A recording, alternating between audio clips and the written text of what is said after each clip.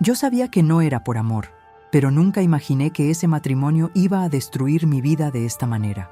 Acepté casarme por papeles, pensando que era solo un acuerdo, algo temporal. Pero desde el primer día, entendí que había cometido un error. Lo que empezó como una solución, terminó convirtiéndose en algo que nunca pude controlar. Y cuando quise salir, ya era demasiado tarde. Esta es una historia basada en experiencias reales con fines de concientización. Nada de lo que viví es un ejemplo a seguir, porque hay decisiones que pueden cambiar tu vida para siempre. Mi nombre es Valentina, tengo 42 años, y si hoy estoy aquí contándote esto, es porque necesito que alguien más no cometa el mismo error que yo cometí. No voy a pedirte que me juzgues, solo te pido que me escuches, porque esta historia me costó todo. Llegué a los Estados Unidos con 36 años, una maleta pequeña, $200 en el bolsillo y una esperanza enorme. Venía de Medellín, Colombia. Había dejado atrás a mi mamá, a mis 2 hermanas, a una vida entera que ya no tenía nada que ofrecerme. En Colombia había trabajado toda mi vida, primero como cajera, luego en una fábrica textil, después limpiando casas ajenas, cuidando a los hijos de otras mujeres, cocinando para familias que ni siquiera sabían mi nombre completo. A los 34 años perdí a mi hijo, un bebé de 3 meses, una infección que los médicos dijeron que era tratable, pero que sin los medicamentos correctos no lo fue. No tenía dinero, no tenía seguro, no tenía nada. Después de eso, algo en mí se apagó, y algo en mí, al mismo tiempo, se volvió muy duro, como una piedra que ya no siente el frío. Fue mi prima Lorena la que me habló de los Estados Unidos por primera vez como una posibilidad real. Ella llevaba 3 años viviendo en Charlotte, Carolina del Norte. Me llamaba los domingos. Me contaba de su trabajo limpiando hoteles, de su cuarto que compartía con otras 2 mujeres, de los fines de semana que iba al mercado latino y compraba arepas que no sabían igual, pero que al menos se parecían. Valentina, aquí por lo menos te pagan lo que trabajas, me decía. Aquí nadie te roba el esfuerzo. Y yo la escuchaba, y soñaba, y ahorraba. Tardé casi 2 años en juntar lo suficiente para el viaje. No voy a contarte cómo entré, porque eso no es lo importante. Lo importante es que llegué, que crucé, que una madrugada de octubre, con los pies ampollados y el corazón apretado, puse un pie en este país y pensé, ahora sí. Los primeros meses fueron duros, pero llevaderos. Viví con Lorena. Conseguí trabajo limpiando oficinas de noche. Aprendí algunas palabras en inglés. Aprendí a moverme en el bus. Aprendí a no mirar a nadie a los ojos cuando la patrulla pasaba cerca. Aprendí a vivir con miedo. Ese miedo constante, sordo, que no te suelta nunca. El miedo de que te paren, de que te pidan papeles, de que todo lo que construiste en un año desaparezca en 5 minutos. Ese miedo lo conocen muchos, pero hasta que no lo vives, no entiendes lo que pesa. Pasaron 2 años, luego 3. Mi situación no cambiaba. Sin documentos, no podía aspirar a nada mejor. No podía manejar con licencia. No podía abrir una cuenta bancaria normal. No podía ir al médico sin tener miedo de lo que me iba a costar. Lorena consiguió sus papeles a través del trabajo. Una empresa que hacía trámites de visa. Tardó años, pero lo logró. Yo no tuve esa suerte. Y fue en ese punto, cuando ya tenía casi 40 años y sentía que el tiempo se me acababa, que conocí a Daniel Restrepo, colombiano también, aunque llevaba más de 15 años en este país, ciudadano americano, dueño de una pequeña empresa de construcción en las afueras de Charlotte. Lo conocí en una fiesta de 15 años de la hija de una vecina. Él estaba solo en una esquina, tomando cerveza, mirando el baile sin mucho interés. Yo estaba sola también, porque Lorena se había ido temprano. Hablamos. Fue fácil hablar con él. Era de mi tierra, conocía los mismos lugares que yo, recordaba las mismas canciones. Esa noche no pensé nada raro, solo pensé que era agradable encontrar a alguien que entendía de dónde venías. Nos volvimos a ver 2 veces más, siempre en reuniones del mismo círculo, siempre con otras personas alrededor. Y entonces, en la 3ª o 4ª vez, él me dijo algo que me dejó sin palabras. Valentina, yo sé que tú no tienes papeles, y yo tengo una propuesta que quiero hacerte, si me dejas terminar antes de que digas algo. Me quedé quieta. Yo necesito casarme, por razones personales, de negocio, de impuestos. Hay cosas que me convienen si estoy casado. Y tú necesitas documentos. Podría ser un acuerdo limpio. Tú obtienes la residencia. Yo obtengo lo que necesito. Y después de 2 años, si los dos queremos, lo disolvemos sin complicaciones. Lo miré fijo. El corazón me latía raro. ¿Por qué yo?, le pregunté. Porque eres seria, porque eres discreta, porque eres de fiar. Esa noche llegué a casa y no dormí. Durante 3 semanas lo pensé. Lo hablé con Lorena, que me dijo que estaba loca, que eso era un fraude migratorio, que podía terminar deportada o en la cárcel. Lo pensé sola, caminando por el parque, haciendo cuentas que no me daban. Tenía casi 40 años. Llevaba 4 en este país sin avanzar. Cada año que pasaba era un año más difícil, más cansado, más invisible. Daniel me parecía un hombre tranquilo, estable, sin señales de alarma.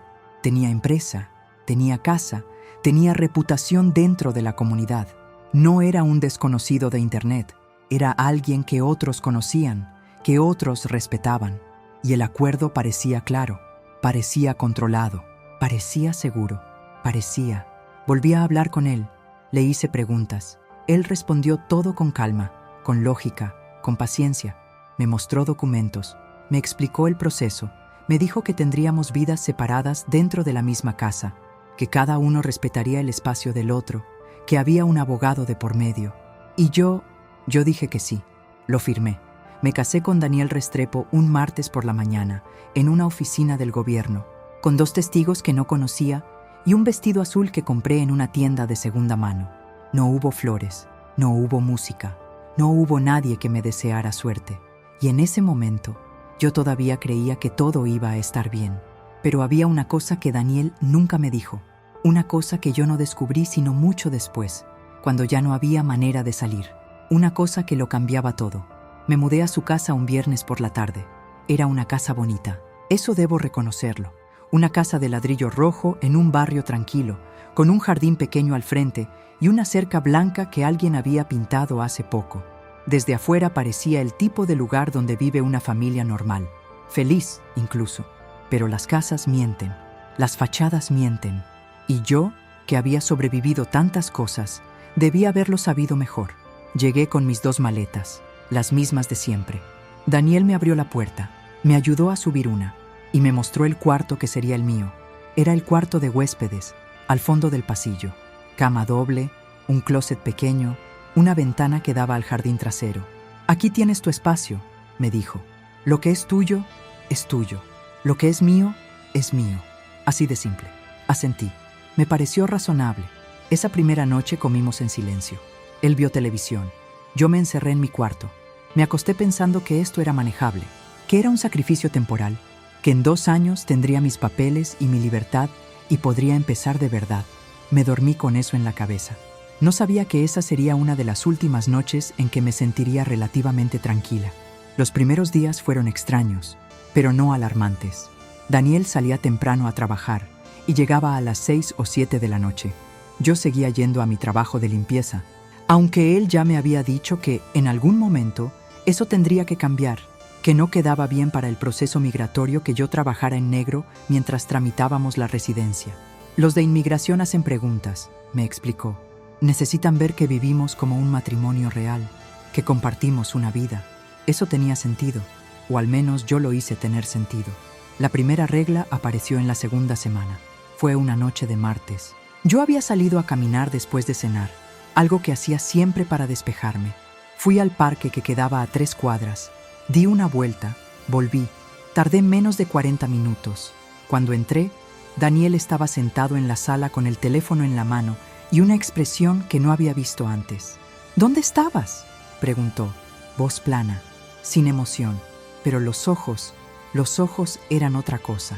Fui a caminar, respondí, al parque de la esquina. Hubo un silencio largo. La próxima vez me avisas, dijo. Necesito saber dónde estás. Por el proceso. Si alguien del caso llama, necesito poder ubicarte. Me pareció exagerado, pero no dije nada. Era la segunda semana. No quería problemas. Era un acuerdo de negocios y yo iba a comportarme como una profesional. Asentí. Dije que sí. Y seguí caminando hacia mi cuarto. Pero algo pequeño, algo muy pequeño dentro de mí, se tensó esa noche. En la 4ª semana apareció la segunda regla. Daniel llegó a casa con un teléfono nuevo, un smartphone sencillo, de prepago. Lo puso sobre la mesa frente a mí. Para ti, dijo, es mejor que uses este para las cosas del hogar. Las llamadas con el abogado, con inmigración, lo que necesites relacionado al caso. Yo ya tengo teléfono, le dije. Lo sé, pero este es mejor para lo que necesitamos, más ordenado. Lo miré. Era un teléfono normal, sin nada raro a la vista. Lo acepté. Esa noche, casi sin querer, intenté ver las aplicaciones instaladas. Era lo básico: llamadas, mensajes, mapas. Pero había una aplicación que no reconocí. Un icono gris, sin nombre visible. Le pregunté qué era. Es del abogado, dijo sin mirarme. Para comunicación del caso. No la borres. No la borré. Pero tampoco me quedé tranquila. El primer mes completo fue como vivir dentro de un sueño que no termina de volverse pesadilla. Todo parecía normal en la superficie. Daniel era educado. No me gritaba, no me insultaba. Pagaba los gastos de la casa sin quejas. El abogado había iniciado el proceso y yo había firmado papeles, dado fotos, respondido preguntas. Pero había cosas pequeñas, detalles que sola no significaban nada, pero que juntos empezaban a formar una imagen que no me gustaba. Daniel sabía exactamente a qué hora llegaba yo a casa, siempre. Aunque no le dijera nada, aunque cambiara la ruta, aunque saliera más temprano o más tarde del trabajo. Al principio pensé que era coincidencia. Luego pensé que me estaba fijando demasiado, que el estrés me tenía paranoica. Pero un miércoles por la noche, Lorena me llamó al teléfono que Daniel me había dado. Yo estaba en mi cuarto. Hablamos como 20 minutos. Le conté que todo iba bien, que el proceso avanzaba, que estaba tranquila. Al día siguiente, en el desayuno, Daniel me preguntó cómo estaba Lorena. Yo no le había mencionado a Lorena en días. ¿Cómo sabes que hablé con ella?, pregunté despacio. Él levantó la taza de café. Tomó un sorbo. Me miró con esa calma suya que yo estaba empezando a odiar. «Me lo dijiste tú», respondió. «No recuerdas». No se lo había dicho. Estaba segura. Pero él lo dijo con tanta convicción, con tanta naturalidad, que por un segundo dudé de mí misma. Y eso, entendí después, era exactamente lo que él quería. En el segundo mes, las reglas se fueron acumulando sin que yo pudiera señalar el momento exacto en que habían cambiado las cosas. Ya no podía recibir visitas sin avisarle con un día de anticipación. Ya no podía hablar por teléfono en las áreas comunes de la casa, solo en mi cuarto. Ya no podía manejar el dinero del hogar, aunque él me había prometido al principio que compartiríamos esa responsabilidad. Y mi trabajo de limpieza, ese había desaparecido del todo. Daniel habló con mi empleadora. No sé exactamente qué le dijo. Solo sé que un lunes me llamaron para decirme que ya no me necesitaban. Cuando se lo reclamé a Daniel, él frunció el ceño como si yo estuviera siendo injusta. «Valentina, te expliqué que esto era necesario. No puedes estar trabajando en negro mientras tramitamos la residencia. ¿Quieres que nos rechacen el caso? Pero ese era mi dinero», dije. «Mi independencia. Aquí tienes todo lo que necesitas», respondió. «No te falta nada». Tenía razón en eso. No me faltaba nada material, pero me estaba faltando el aire. Fue Lorena quien lo dijo primero. Un domingo que logré verla en el mercado latino mientras Daniel estaba en una reunión de trabajo. Me miró a los ojos, me tomó las manos y me dijo: «Valentina, tú estás diferente. Estás apagada». «Estoy bien», le dije automáticamente.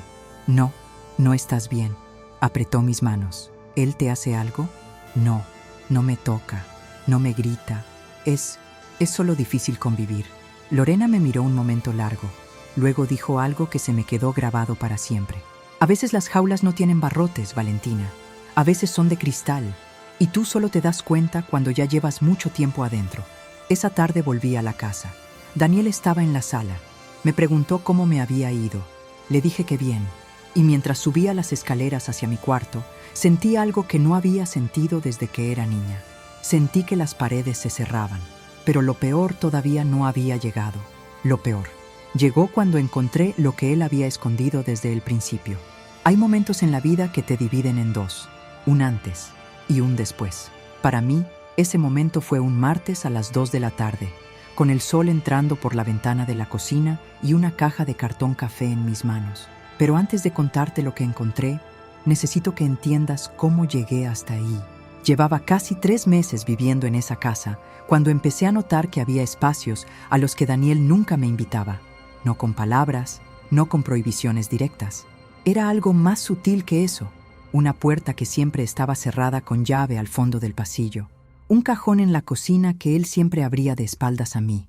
Una habitación que él llamaba la oficina y que yo nunca había visto por dentro. Cuando le pregunté una vez si podía usar la impresora de la oficina para imprimir unos documentos del caso migratorio, me dijo que estaba descompuesta. Semanas después, escuché la impresora desde afuera de esa puerta. No dije nada. Anoté todo en silencio. Aprendí a observar sin que él notara que observaba. El punto de quiebre llegó un día que Daniel salió de emergencia a una obra. Uno de sus trabajadores había tenido un accidente, me dijo. Salió rápido, sin mucho orden, y en esa prisa olvidó el llavero sobre la mesita de la entrada. Me quedé mirando esas llaves durante 5 minutos completos.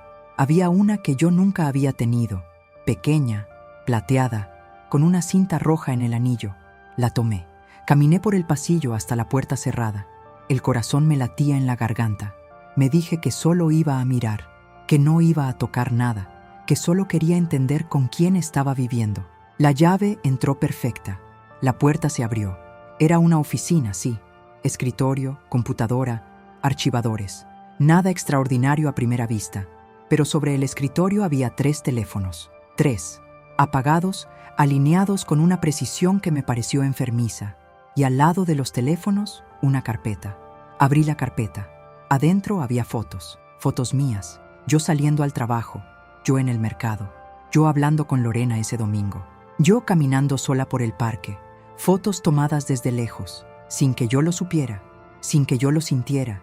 Me temblaron las manos. Seguí pasando páginas. Había documentos, contratos. Y entonces vi algo que hizo que el suelo desapareciera debajo de mis pies. Mi nombre completo. Valentina Ríos Cardona. En un documento que no era del proceso migratorio, que no tenía nada que ver con el abogado que me había presentado. Era un contrato diferente, con un nombre de empresa que no reconocí y una cantidad de dinero que me dejó sin respiración. $50,000. Alguien le estaba pagando $50,000 a Daniel y mi nombre estaba en ese papel. Cerré la carpeta. La puse exactamente donde estaba. Salí de la oficina. Cerré la puerta. Volví a dejar las llaves en la mesita y me encerré en mi cuarto. Me senté en el borde de la cama y estuve así, quieta. Durante no sé cuánto tiempo, la mente me daba vueltas. Intentaba armar el rompecabezas, pero las piezas no terminaban de encajar en algo que tuviera sentido. ¿Quién le pagaba ese dinero? ¿Por qué? ¿Qué tenía que ver mi nombre con eso? Pensé en llamar a Lorena, pero recordé el teléfono que Daniel me había dado, la aplicación sin nombre, el hecho de que él había sabido que yo había hablado con ella sin que yo se lo dijera. Tomé mi teléfono viejo, el que yo había tenido antes. Lo busqué en el fondo de mi maleta, donde lo había guardado sin saber bien por qué, sin batería. Fui al baño, lo conecté al cargador que tenía escondido detrás del espejo y esperé. Daniel llegó esa noche más tarde de lo normal. Yo estaba en la cocina cuando entró. Preparé café como si nada. Puse 2 tazas sobre la mesa como siempre. Él se sentó, me miró. «¿Cómo estuvo tu día?», preguntó. «Tranquilo», dije. No salí. Una pausa breve. Sus ojos recorrieron mi cara buscando algo. Yo sostuve la mirada. Aprendí de él a no mostrar nada. «Bien», dijo finalmente. «Mañana viene el abogado. Necesito que estés aquí a las 10. «Aquí estaré», respondí. Esa noche no dormí. Al día siguiente, antes de que llegara el abogado, logré hablar 5 minutos con Lorena desde mi teléfono viejo, en el baño, con la ducha abierta para cubrir el sonido. Le conté lo de las fotos, lo del contrato, lo del dinero. Hubo un silencio largo del otro lado. «Valentina», dijo su voz, muy baja. «Yo escuché algo hace unas semanas y no te lo quise decir porque no sabía si era verdad». Se me heló la sangre. «¿Qué escuchaste?» Una amiga que trabaja en servicios sociales me comentó algo. Hay hombres que hacen esto, que se casan con mujeres sin papeles, pero no para ayudarlas. Las usan para negocios sucios, fraudes. A veces las ponen a nombre de empresas falsas. A veces las meten en deudas que ellas ni saben que tienen. Y cuando inmigración investiga, la que cae es la mujer. La cabeza me daba vueltas. ¿Y el hombre? El hombre tiene ciudadanía. El hombre tiene abogados. El hombre sale limpio. Escuché pasos en el pasillo. Corté la llamada. El abogado llegó puntual. Era un hombre mayor, traje gris, maletín de cuero. Me estrechó la mano con una sonrisa profesional. Nos sentamos los tres en la sala.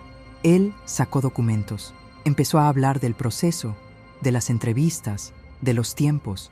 Y entonces dijo algo que me detuvo el corazón.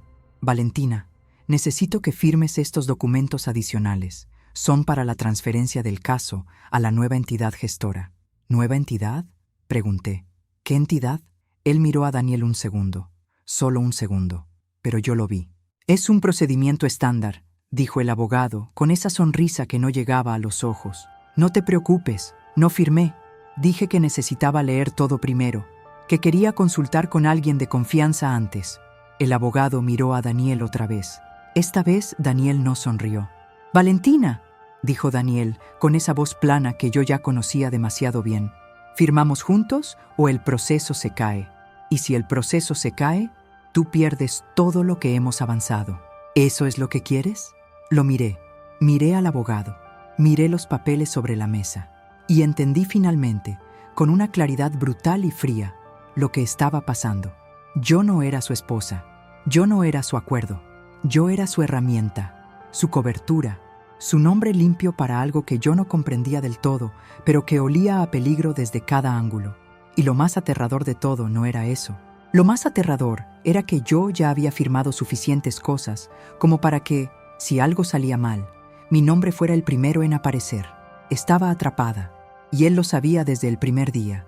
Hay un tipo de miedo que no te paraliza, te vuelve fría, calculadora, te hace moverte despacio, hablar normal, sonreír cuando es necesario. Te convierte en una versión de ti misma que actúa mientras por dentro todo se está derrumbando. Ese fue el miedo que me acompañó desde esa tarde en la sala, con los papeles sobre la mesa y los ojos de Daniel clavados en mí. No firmé ese día. Dije que me dolía la cabeza, que necesitaba descansar, que mañana lo revisábamos. El abogado recogió sus papeles sin decir nada. Daniel me miró un momento largo, con esa calma suya que ya no me engañaba, y dijo que estaba bien, que descansara.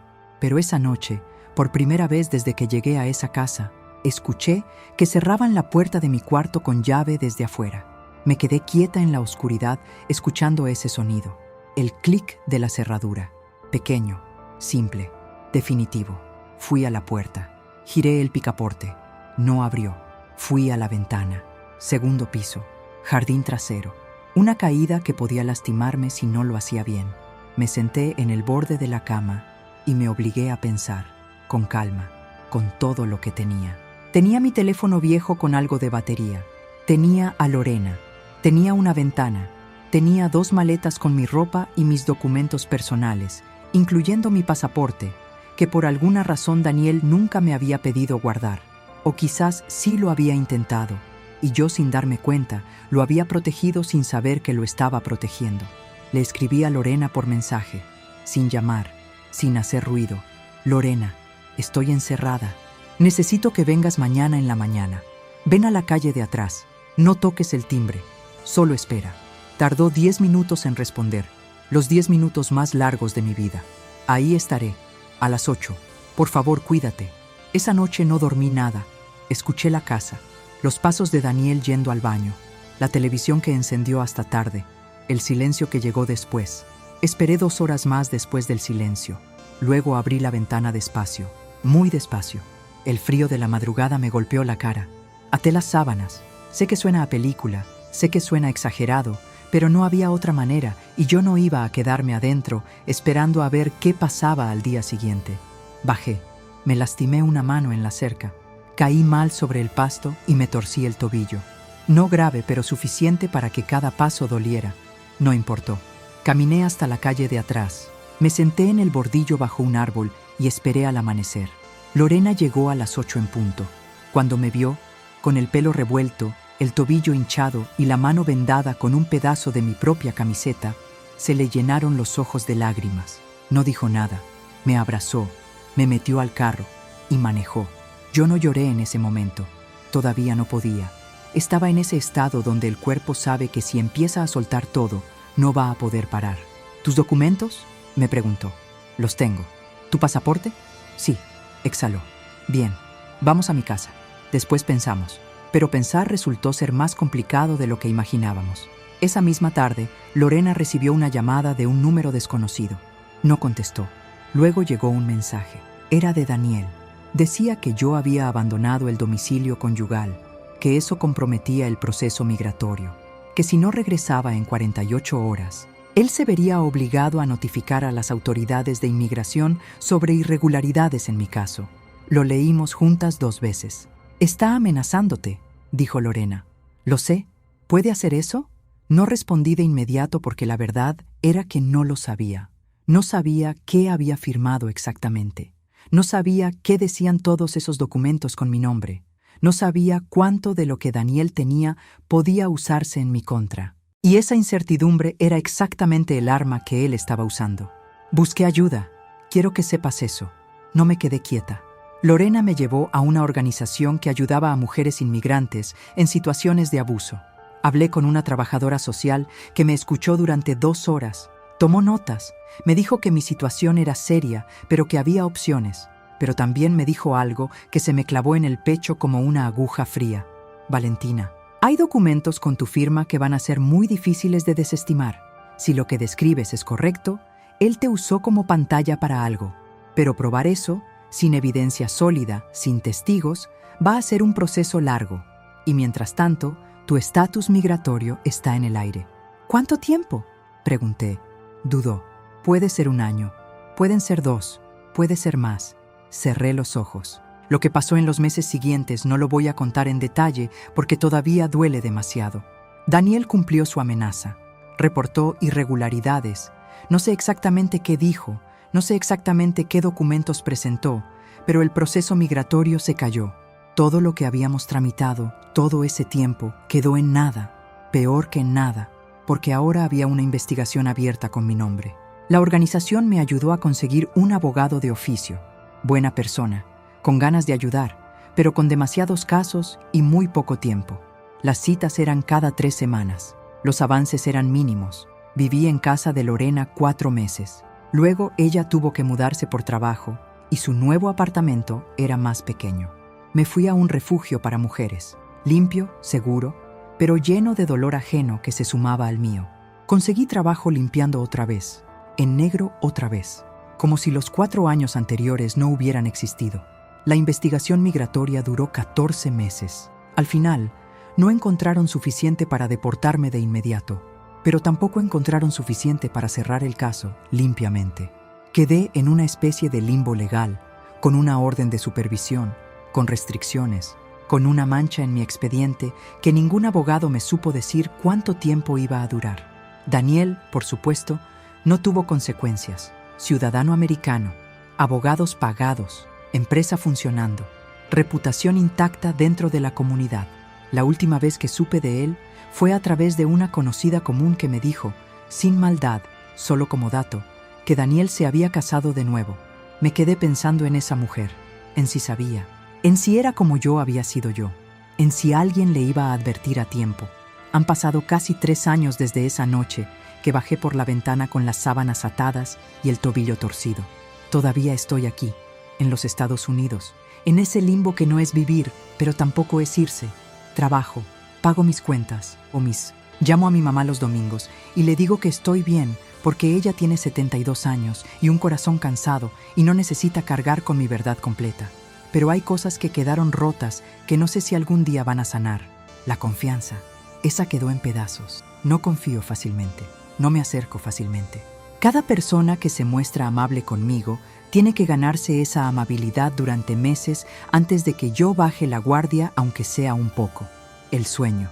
Ese también quedó dañado. Me despierto seguido en la madrugada. A veces escucho cosas. A veces me levanto a revisar que las puertas no estén cerradas con llave desde afuera. Y la esperanza. Esa no la perdí del todo. Pero ya no es la misma esperanza grande y luminosa que me trajo aquí cruzando fronteras con $200 en el bolsillo. Es una esperanza más pequeña, más callada, una que aprendió a no hacer promesas que no puede cumplir. Si estás viendo esto y estás pensando en hacer algo parecido a lo que yo hice, necesito que escuches esto. No hay acuerdo simple cuando hay desesperación de por medio.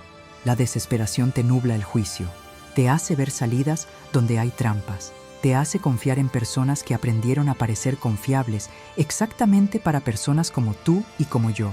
Yo no era ingenua. Había sobrevivido cosas difíciles. Tenía 40 años y cicatrices suficientes. Y aún así caí, porque él sabía exactamente qué palabras usar, exactamente qué ofrecerle a una mujer que llevaba años cansada, exactamente cómo construir una jaula que pareciera una puerta. La última cosa que voy a decirte es esta. Hay una noche que pienso seguido. La noche antes de casarme, cuando estaba sola en mi cuarto en casa de Lorena, mirando el techo, y algo dentro de mí me decía que esperara, que pensara un poco más, que no firmara todavía. Yo no escuché esa voz. La silencié con miedo, con cansancio, con la urgencia de creer que por fin había encontrado una salida. Si tú tienes esa voz ahora mismo, por favor, escúchala. Porque hay decisiones que no tienen reversa, que no tienen segunda oportunidad, que te cambian de una manera tan profunda que aunque sobrevivas, aunque sigas de pie, aunque sigas respirando, nunca vuelves a ser exactamente la misma. Yo lo sé, yo soy la prueba.